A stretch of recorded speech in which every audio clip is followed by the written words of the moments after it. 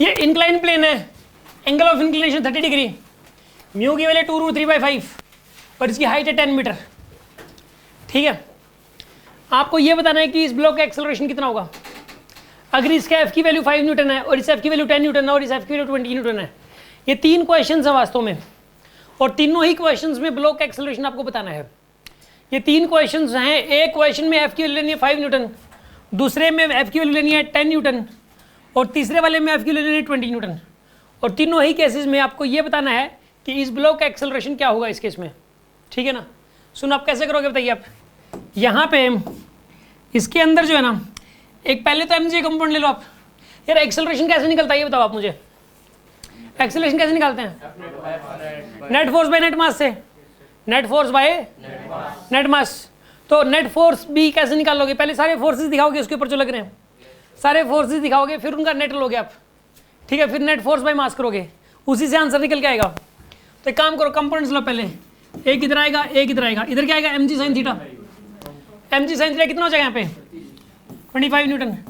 mg cos theta कितना हो जाएगा बताइए? 25√3 आएगा आपके पास। mg cos थीटा कितना आएगा इस केस के अंदर? 25√3। और नॉर्मल डायरेक्शन इधर आएगा n, नॉर्मल डायरेक्शन n आएगा। एक इसके ऊपर f भी लग रहा है इधर से। ठीक है, f कितना लग रहा है अभी?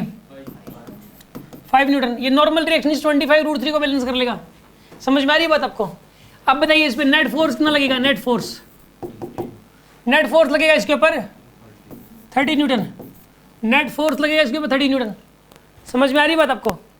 एक्सेलरेशन कितना आएगा बताइए इसका? Force by mass. अरे फ्रिक्शन भी तो लगेगा ना यार, ये फ्रिक्शन के बारे में भूल ही गए हम लोग। फ्रिक्शन कितना लगेगा बताइए आप? फ्रिक्शन मैक्सिमम कितना लग सकता है? एफ एस मैक्स होता है म्यू इंटू एन के बराबर। म्यू कितना है इस केस के अंदर? और नॉर्मल डायरेक्शन कितना है यहाँ पे? 25√3। तो आंसर कितना आएगा यहाँ पर? ये 30 न्यूटन आएगा फ्रिक्शन।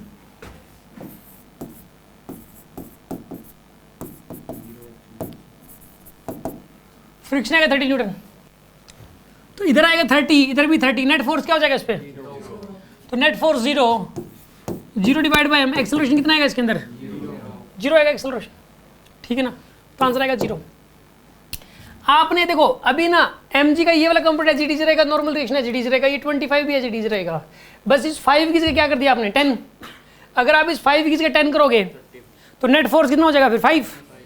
नेट फोर्स तो 5 हो जाएगा, क्योंकि इधर हो जाएगा 35, इधर हो गया 30, तो नेट फोर्स 5। तो 5/5 एक्सेलरेशन कितना आएगा? 1 का एक्सेलरेशन 1 आ जाएगा। और अगर इसी क्वेश्चन में 20 कर देते हो आप, 20, तो नेट फोर्स कितना आ जाएगा?